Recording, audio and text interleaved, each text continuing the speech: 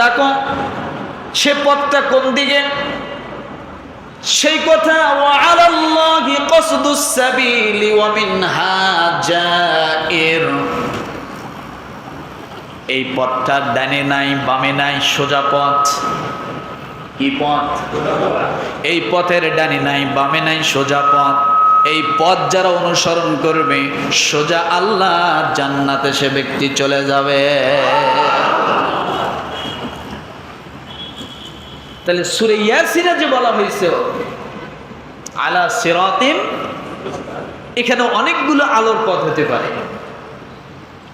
যেমন কোরআন একটা আলো, জিকির একটা আলো, আছে না?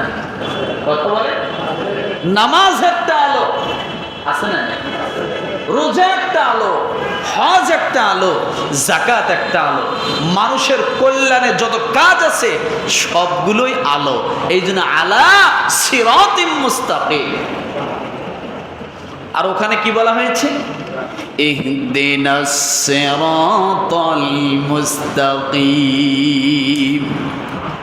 এই সবগুলো আলোর পথ একটা দিয়ে গেছে। সুবহানাল্লাহ বলে। কয়টা দিয়ে? একটা দিয়ে গেছে।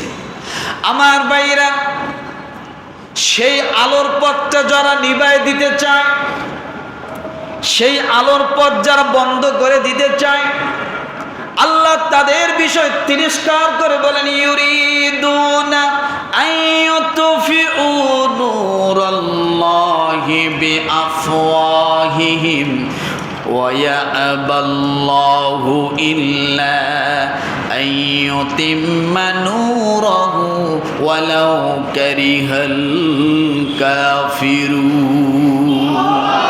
সূরা তাওবা আয়াত নম্বর 32। আল্লাহ কি বলে জানেন? তারা আল্লাহর নূরকে তাদের মুখের ফু দ্বারা নিভিয়ে দিতে চায়, পারবে না। বলেন না, পারবে না। আল্লাহর আলো, আল্লাহর নূরকে তারা ফু দিয়ে নিভিয়ে দিতে চায়, পারবে? পারবে? তার বাস্তব প্রমাণ আপনি দেখলেন 9 তারিখে। হাজার ষড়যন্ত্রের ভিতর দিয়ে, বিভিন্ন ষড়যন্ত্র কারচুপির ভিতর দিয়ে, নানান বদনাম ষড়যন্ত্রের ভিতর দিয়ে, বাজে শয়তানের চালচালার ভিতর দিয়েও আল্লাহ তাআলা কিছু সংখ্যক ছেলেদেরকে, ইসলাম প্রিয় ছেলেদেরকে আল্লাহ জয়ী বানায় দিলে। কি বানায় দিয়েছে? তারা নিভাই দিতে চেয়েছিল, আল্লাহ কি দিয়েছেন? আরো প্রজ্বলিত করে দিয়েছেন। ইউরিদুনা আইয়ুতফিউ নূরাল্লাহি বিআফওয়াহিহিম ওয়া ইয়াবাল্লাহু ইল্লা আইয়ুতিম্মা নূরাহু ওয়ালাউ কারিহাল কাফিরুন। আল্লাহ বলেন, যারা চাঁদা খায় তাদের দিলটা নরম থাকে না, তাদের দিলে কোনো শক্তি থাকে না। যারা স্বৈরাচারী করে তাদের দিলে শক্তি থাকে না। যারা জুলুম করে তাদের দিলে কোনোদিন শক্তি থাকে না। তারা দুনিয়াও লাঞ্ছিত, আখিরাতেও লাঞ্ছিত। কোথায় লাঞ্ছিত? দুনিয়াও লাঞ্ছিত হবে, আখিরাতেও লাঞ্ছিত হবে। আল্লাহ বলেন ওয়ালাউ কারিহাল কাফিরুন। এই আয়াতটার মূল সারমর্ম হলো লাস্টেরটা, ওয়ালাউ কারিহাল। প্রত্যেকটা আয়াতের যত আলোচনা আছে তার শেষটা সমাপ্তি, শেষটাই আয়াতের মূল বিষয়। শেষটাই কি? 6666 যে আয়াত আছে, বোঝেন? এই আয়াতগুলোতে যত আলোচনা আছে প্রত্যেকটা আয়াতের শেষে যা পাইবেন পুরা আয়াতের সারমর্ম তাই। পুরা আয়াতে সারমর্ম কি?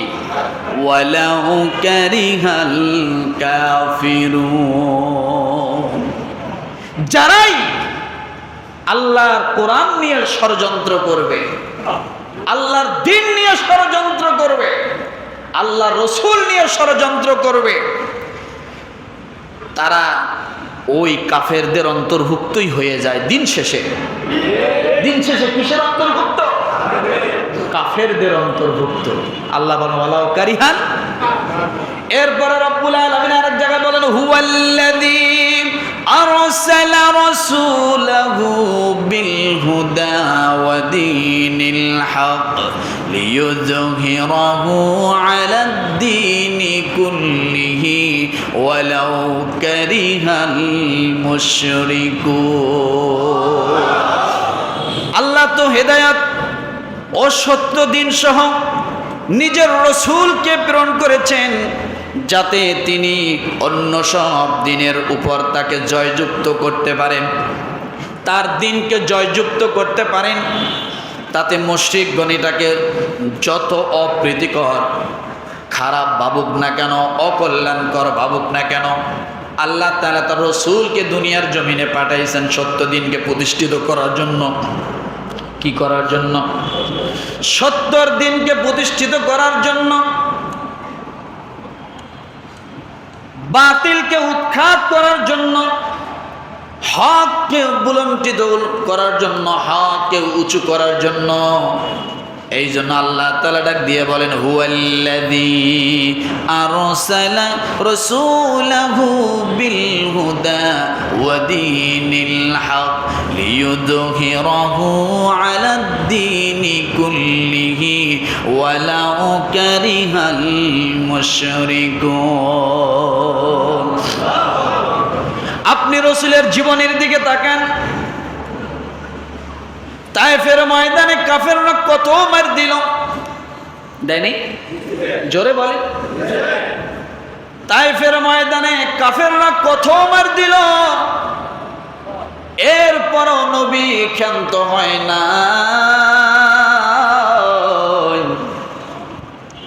আল্লাহ নবী তায়েফের ময়দানে গেলেন দ্বীনের দাওয়াত দেওয়ার জন্য।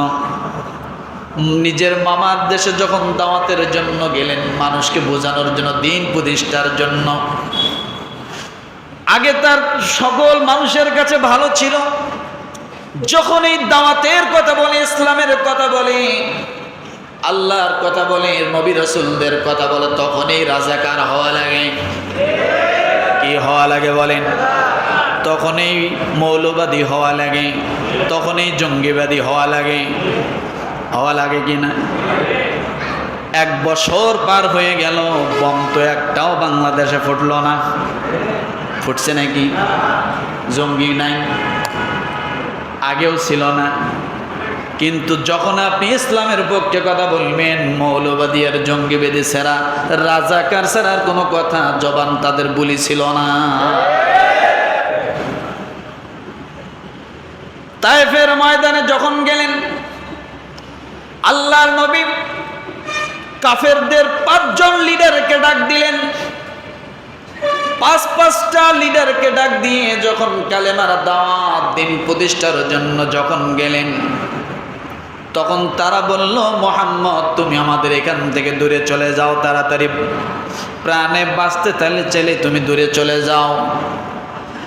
এরপরে যখন দূরে যাওয়ার জন্য নবীজি পথ রওনা করবেন, এমন সময় দুষ্ট প্রকৃতির সেই লোকগুলো ছোট ছোট বাচ্চাদেরকে লেলিয়ে দিল, পাথর হাতের মধ্যে নিতে বলল যে এই পাগলটাকে মারো, তাকে তোমরা দুনিয়া থেকে ধ্বংস করে দাও, হত্যা করে দাও।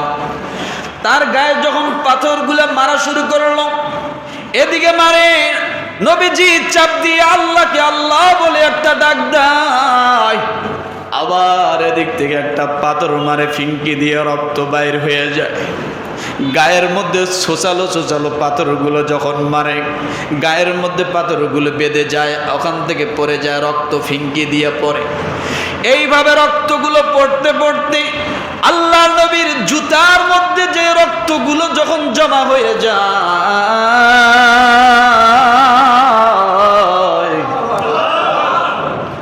আল্লাহ তাআলা ডাক দিয়ে বলেন, জিবরাইল, আমার নবীর একটা ফোঁটা রক্ত যেন এই জমিনের মধ্যে না পড়ে। 1 ফোঁটা রক্ত যদি, পবিত্র রক্ত যদি জমিনে পড়ে যায়, শুরু হয়ে যাবে, আর কোনোদিন জমিনে গাছপালা হবে না। জিব্রাইল, আমার নবীর রক্তর ফোঁটা তুমি হাতের তলায় নাও। জিব্রাইল আলাইহিস সালাম ডাক দিয়া বলেন, আমার জীবনে 2 বার কষ্ট বেশি হয়েছে। আর এক জায়গায় বলেন জীবনে 3 বার কষ্ট বেশি হয়েছে। বলে কেমন করে বেশি কষ্ট হলো? ডাক দিয়ে বলেন, যেদিন ইউসুফ আলাইহিস সালামকে যখন কূপের মধ্যে ফেলে তার ভাইরা, আল্লাহ তাআলা ডাক দিয়ে বলেন, জিব্রাইল কোথায়? জিব্রাইল আলাইহিস সালাতু ওয়াস সালাম ডাক দিয়ে বলেন, লাব্বাইক আল্লাহ, আমি উপস্থিত। আল্লাহ তাআলা ডাক দিয়ে বলেন, জিব্রাইল রে, আমার নবী ইউসুফকে তার ভাইরা কুয়ার মধ্যে ফেলাবে। আমার নবী ইউসুফ যেন কুয়ার মধ্যে একেবারে সেই কাদা মাটির মধ্যে, পাথরের মধ্যে, ময়লার মধ্যে না পড়ে। ওরা যখন উপরের দিক থেকে ছেড়ে দিবে, তুমি জিব্রাইল যায়া আমার ইউসুফ নবীকে কোলের মধ্যে নিয়ে আনিবা। আরো জোরে বলে, কি করবা? ইউসুফ নবীকে কোলের মধ্যে নিবা। সিদরাতুল মুনতাহা নিচে, 7 আসমানের উপরে জিব্রাইল। আর কূপ হলো বেশি বেশি 10 ফিট গভীর। ওখান থেকে এসে ইউসুফ আলাইহিস সালামকে ধরতে হবে, কোলে নিতে হবে। কূপের উপর থেকে ফালাই দিবে, আর ওই কূপের তলে যেন ইউসুফ নবী টাচ না লাগে। এই 8-9 ফিটের গভীরতার ভিতরে, এর মধ্যে 7 আসমান থেকে নেমে জিব্রাইলকে এসে কোলে নিতে হবে ইউসুফ আলাইহিস সালামকে। এটা 4টাখানি কথা না।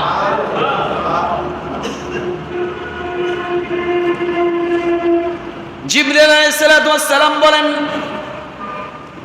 আমাকে ওখান থেকে ইউসুফ আলাইহিস সালামকে ধরতে হয়েছে। আর কষ্ট হয়েছিল যখন তায়েফের ময়দানে তোমাদের রাসূলদেরকে যখন কাফেররা পাথর মেরেছিল, শরীর দিয়ে রক্ত যখন ঝরছিল, একটা ফোঁটা এমন ভাবে হয়েছে যে মাথাটা বড় হয়েছে, গোড়াটা চিকন হয়েছে, এখন এই জমিনে পড়ে যাবে। এমন সময় আল্লাহ তাআলা ডাক দিয়ে বলেন, জিব্রাইল, ওই যে রক্তের ফোঁটাটা জমিনের মধ্যে পড়া পড়া ভাব, ওই রক্তের ফোঁটা যেন জমিনের মধ্যে স্পর্শ না করে। এক্ষণে যায় তোমার হাতের তলার মধ্যে আমার নবীর রক্তের ফোঁটাটা নিয়ে না।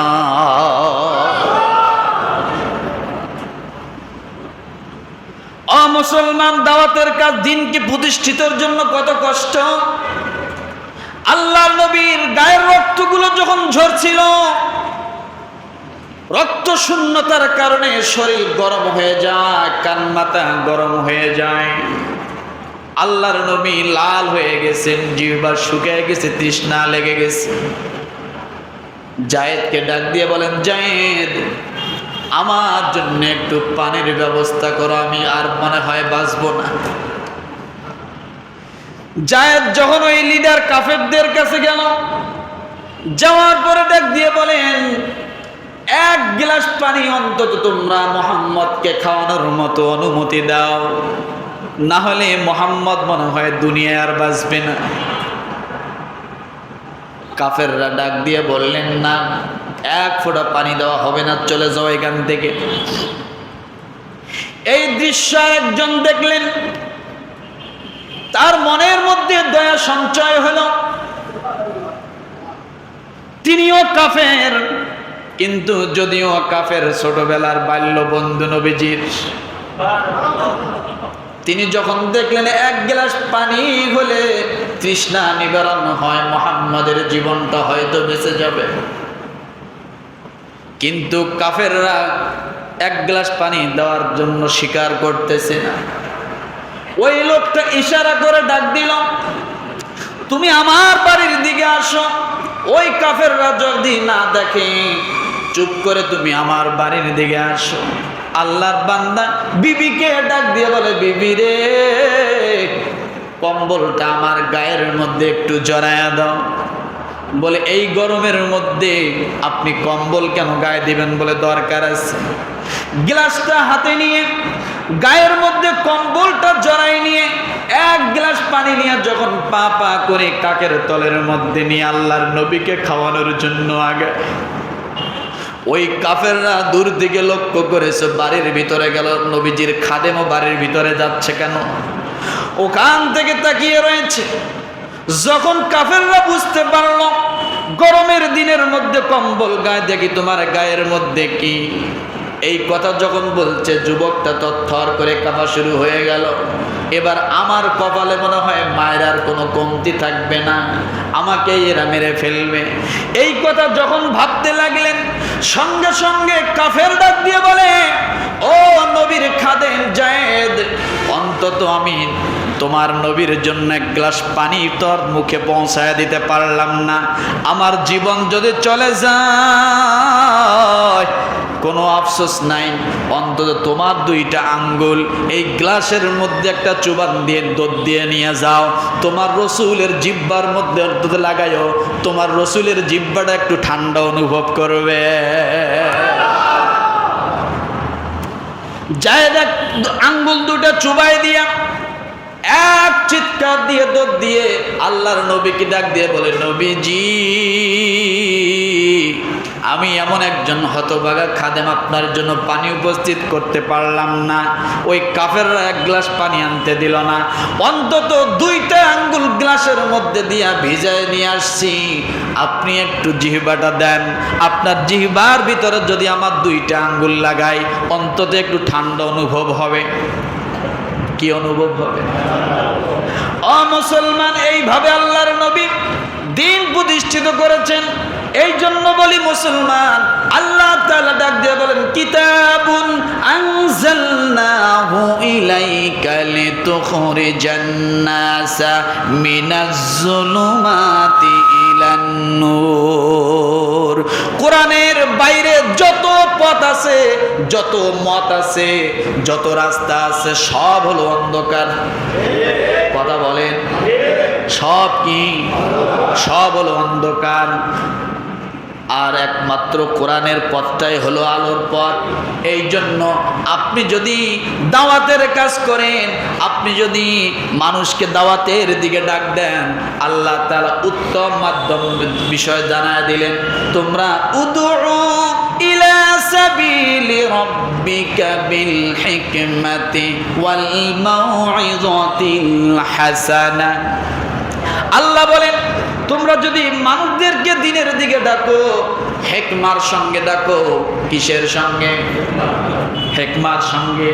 হিকমা অর্থ কি বলতে পারি? হিকমা অর্থ হলো প্রজ্ঞা। হিকমা অর্থ কি? প্রজ্ঞা, কৌশল, সুন্নাহ। আল্লাহ তাআলা কোরআনকে হিকমা শব্দ ব্যবহার করেছেন। আল্লাহ তাআলা সূরা ইয়াসিনের শুরুতে বলেন, ওয়াল কুরআনিল হাকীম। ওয়াল কুরআনিল হাকীম। হিকমা আমি আরেকদিন মনে হয় বুঝাইছিলাম, আজকে একটু স্মরণ করে দিয়ে যাই। হিকমাটা কি? 1 কেজি আলু কিনতে গেছেন,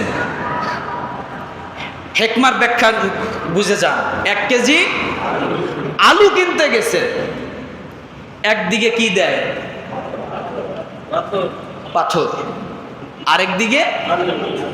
এখন যিনি আলু বিক্রি করতেছেন উনি এইরকম দাড়ি পাল্লা ধরে পাথর 1 কেজি আর হলো আলু 1 কেজি একবারে সমান সমান দিছে। দুই দিকের পাল্লার কোনোটাই কোনো দিকে ঝোঁকে নাই। আপনি যদি এই রকম দোকানদারকে দেখেন, পরের দিন কি ওই দোকানে আলু কিনতে যাবেন? বোঝেন নাই কথা? তেল কিনতে গেছেন 1 কেজি, আপনি 1000 গ্রাম তেল পান হিসাবে, তাই না? দোকানদার মনে করেন মেশিনটা টিপ দিয়ে 1000 গ্রামে দিছে, 1 গ্রামও বেশি দেয় নাই। পরের দিন আপনি ওই দোকানে যাবেন, কেন যাবেন না? যাবেন না কেন? বেশি। গোস্তের দোকানে গেছেন, 750-800 টাকা কেজি। মনে করেন দাড়ি পাল্লা এমন ভাবে ধরছে, 1 কেজি পাথর 1 কেজি গোস্ত, একটুকু বেশি দেয় নাই। পরের দিন আপনি ওই দোকানে যাবেন কেন? কি দেয় নাই? তা আপনি তো যা পান তাই দিছে, তারপরে যাবেন না কেন? তার মানে বুঝতে হবে হেকমা দেয় নাই। কি দেয় নাই? জোরে কথা বলে, হেকমাটুকু দেয় নাই। হেকমা দিলে ওই দোকানে কাস্টমারের অভাব হয় না। আরেকজনকে বলে ওই দোকানে যাস, লোকটার মাপজোপ ভালো আছে, দেয় মোটামুটি, মনটা ভালো আছে। কথা ঠিক কিনা? আর যদি আপনার যদি কাটায় কাটায় দেয়, ওই খবিসের দোকানে যাইস না, বখিল, ওর মতো কৃপণ নাই আল্লাহর দুনিয়ায়, ও একটুকু বেশি দেয় না। আছে না নেই? তাহলে একই দোকানদার, একই কাস্টমার, কোন দোকানে যাইতে বলতেছে, দাওয়াত দিচ্ছে ওই দোকানে যাস, আবার একই কাস্টমার আরেক দোকানে যাইতে কি, তার মানে বোঝা গেল হেকমা ছাড়া পৃথিবী চলে না। হেকমা ছাড়া পৃথিবী চলে না। যেখানেই যান না কেন হেকমা লাগবেই, হেকমা ছাড়া পৃথিবী চলে না। এই জন্য আল্লাহ বলেন উদউ ইলা সাবিলি রাব্বিকা বিল হিকমা। এটাই হলো হিকমা, যতটুকু প্রাপ্য তার থেকে একটু তাকে কি করা, বেশি দেওয়া, এইটাই হলো হিকমা। কিন্তু বেশি নেওয়া এটা হিকমা না, এটা স্বার্থপর। বেশি নেওয়াটা কি, এটা বোঝেন নাই মনে হয়। তার মানে বেশি না দিলে আপনি সে দোকানে যাবেন না। এই জন্য রব্বুল আলামিন ডাক দিয়ে বলেন, এই কোরআন যতদিন থাকবে পৃথিবীর জমিনের মানুষগুলো এই কোরআন ওয়ালাদেরকে ফুৎকার দিয়ে নিভাই দিতে পারবে না। পারবে নাকি? কারণ যারা কোরআনের পক্ষে কথা বলে, কোরআন নিয়ে চলে, আমার আল্লাহ তাআলা তাদের সিনা হাজার ও কোরআনওয়ালার থেকে বেশি শক্তিশালী বানায়া দেয়। ইন্নাল্লাযী লাইসা ফি জাওবিহি শাইউম মিনাল কুরআনি কাল বাইতুল খরিব।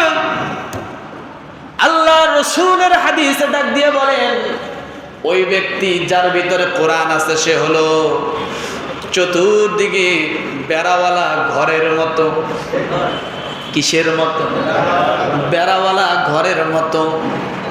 আর যার ভিতরে কোরআন নাই বেড়া শূন্য ঘরের মতো। এবার বল, বেড়াওয়ালা ঘর যেগুলো আছে চতুর্দিকে বাউন্ডারি করা ঘর, এই ঘরে কুকুর শিয়াল সহজে ঢুকতে পারে না। পারে নাকি? যে ঘরের মাঝে বেড়া থাকবে না, দেখবেন রাতের বেলা কুকুর শুয়ে আছে, দিনের বেলা কুকুর আছে, আছে না? আল্লাহ বলেন যার হৃদয়ের মধ্যে কোরআন আছে শয়তান কখনো তাকে ধাক্কায় ফালায় দিতে পারে না। ধাক্কা কিন্তু ফালাইতে,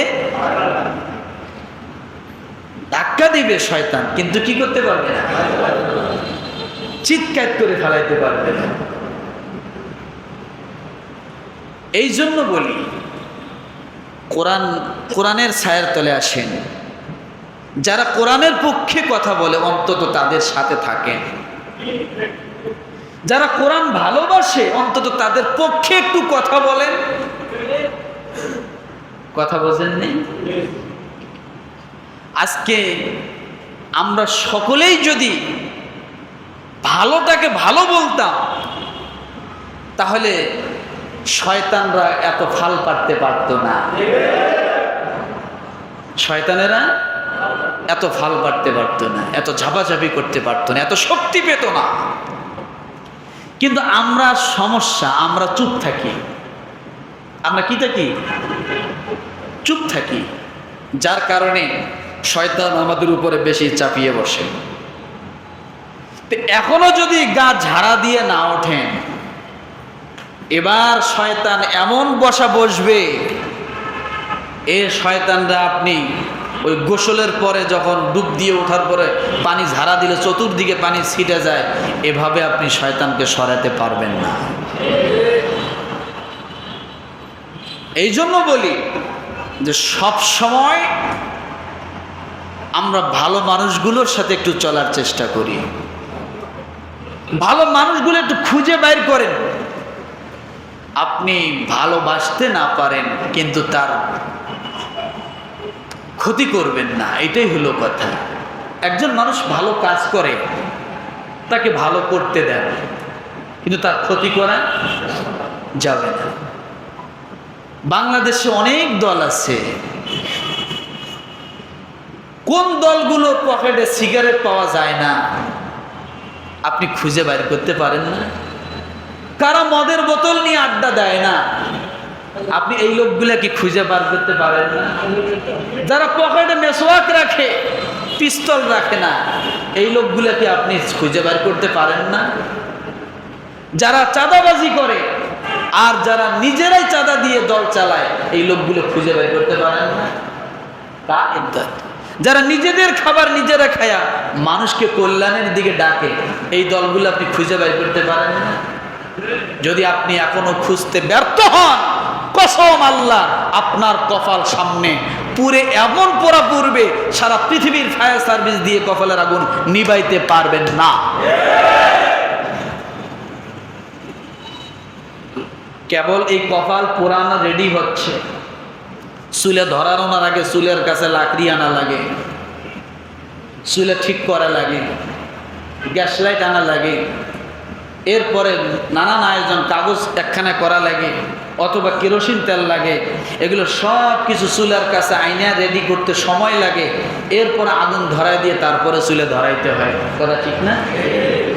তো এই যে 1 বছর যাচ্ছে, আপনার কপাল যদি এখন আপনি ফিরে না আসেন, এই কপালের আগুন ধরার যে রেডি হইতেছে, এই কপালে যদি একবার আগুন ধরে, কসম আল্লাহ, এবার আর রেহাই হবে না, এবার আর কি হবে না, রক্ষা পাবেন না। সময় থাকতে সজাগ হয়ে যান, সময় থাকতে সজাগ হয়ে যাই। আপনি খেয়াল করতে পারেন কোন মানুষগুলো নিজের খায়া নিজের পরে অন্যের জন্য কাঁদে, আপনি তাদেরকে ভালোবাসুন, তাদেরকে মহব্বত করেন, তাদের সাথে থাকেন, দেখবেন আপনার একদিন আল্লাহ তাআলা কল্যাণ দান করবে। করবে কি করবে না? রাসূলুল্লাহ সাল্লাল্লাহু আলাইহি সাল্লামের সাথে সাহাবায়ে কেরাম ছিলেন, লস হয়েছে না লাভ হয়েছে? কথা বলেন তো। আবু জেহেল দুশমনী করছেন, লস হয়েছে না লাভ হয়েছে? সাহাবীরা যেখানে বসেছেন সেখানে মসজিদ তৈরি হয়েছে, যেখানেই যে বসছেন সেখানে মসজিদ বানাইছে, মানুষ যায় দেখতে। কথা ঠিক না? যে গাছের নিচে ছায়ায় ছিলেন বসেছেন, ওই গাছটা দামি হয়েছে। আর আবু জেহেল যে বাড়িতে খাইতেন, পড়তেন, ঘুমাইতেন, সব কিছু করতেন, ওই বাড়িতে লেট্রিনে পরিণত হয়েছে। কিসে পরিণত হয়েছে? লেট্রিনে পরিণত হয়েছে। হাজী সাহেবরা ভালো জানবেন। তাহলে আবু জেহেল আর আবু বকর, উমর, ওসমান, আলী রাদিয়াল্লাহু তাআলা আনহুর মতো প্রায় 100 লক্ষ সাহাবী, এই সাহাবীরা তারা লিডার ছিল না, আবু জেহেল লিডার ছিল। কথা বোঝেন না? এই জন্য বলি, এই দুনিয়া দুনিয়া না, এরপরে আরেকটা জগৎ আছে। এই সুখ সুখ না, এরপরে আরো সুখের ব্যবস্থা আছে। সময় থাকতে ভালো পথগুলো ধরার জন্য চেষ্টা করব। যদি তা না করেন তাহলে নিজের কপাল নিজে পুরব। এই জন্যই আল্লাহ তাআলা সূরা নাহলের 10 নম্বর আয়াতে এই কথাই বললেন যে আমি আসমান থেকে বৃষ্টি নাজিল করি মরা জমিনকে জিন্দা করার জন্য, আর এই আসমান থেকে কোরআন নাজিল করেছি মরা মানুষগুলোকে জিন্দা করার জন্য। আর সেটা যদি এখনো এই কোরআনের মাধ্যমে যদি না বোঝেন, তাহলে আর কবে বুঝবেন জানা নাই। মরার পরে গা গোসল দিয়ে সাদা কাপড়ের কাপড় পরাইয়া, এরপরে আতর গোলাপ সব কিছু মাইখা আপনাকে কোলের মধ্যে নিয়ে কবরে যখন রাখবে, দোয়াটা কি পড়বে? দোয়াটা কি পড়বে? যখন আপনার আত্মীয় স্বজন আপনাকে খাটিয়ার থেকে এইভাবে হাতের মধ্যে নিয়ে কবরে রাখবে, তখন দোয়া কি পড়ে? বিসমিল্লাহি ওয়া আলা মিল্লাতি ইয়া রাসূলুল্লাহ। আহা, মরার পরে নবীর দলে ঢুকলেন, বেঁচে থাকা অবস্থায় নবীর দলে আসলেন না। আপনার মতো মরা মানুষটাকে আমার রসুল নিয়ে কি করবে? উচিত তো ছিল জীবিত থাকা অবস্থায় রসুলের দলে ঢোকা, কিন্তু তা আপনি ঢুকলেন না, আত্মীয় স্বজন জোর করে ঢুকাই দিতেছে। 2 জন 4 জন ধরছে, কবরে 2 জন নামছে, খাটিয়ার থেকে নিয়ে কোলের মধ্যে নিয়ে দোয়া করে নবীর দলে ঢুকাই দিল। আরে ভাই, দরকার তো আমি যখন নবীর দলে ঢুকবো, আমি জীবিত অবস্থায় ঢুকবো, এটাই তো বাস্তব। কিন্তু আমি ঢুকলাম না, আমি মরার পরে আমার নবীর দলে ঢুকাই দিতেছে। নবী নিবে? হ্যাঁ, প্যারালাইসিসের রোগী একটা যদি দাঁড়ায় বলে আমি এই মুহূর্তে বিএনপিতে যোগ দিব, নিবে? কথা বোঝেন নাই মনে হয়। জামাতে ইসলামে যোগ দিব, নিবে? জাতীয় পার্টিতে যোগ দিব, নিবে? কেন? ওই প্যারালাইসিস অর্ডার দিয়ে দলে নিয়ে কি হবে? বরঞ্চ আরেকজন কর্মী লাগবে। কথা বোঝেন না? ও মিছিল করতে পারবে না, মিটিং করতে পারবে না, কোনো স্লোগান দিতে পারবে না। ওই প্যারালাইসিসের জীবিত মানুষটাকে দুনিয়ার কোনো দল নেয় না, আর আপনি মরা মানুষটাকে নবীর দলে কবরে জোর করে ঢুকা দিতেছেন। হ্যাঁ, এত সহজ, এত সহজ। দল করলে কি মরার পরে করা লাগে নাকি জীবিত থাকা অবস্থায়? জীবিত থাকা অবস্থায়।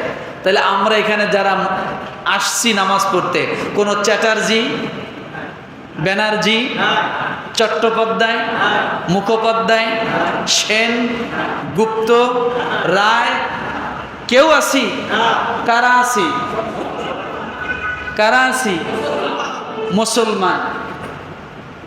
মুসলমান এর বাহ্যিক সবচাইতে গভীর একটা অর্থ কি জানেন?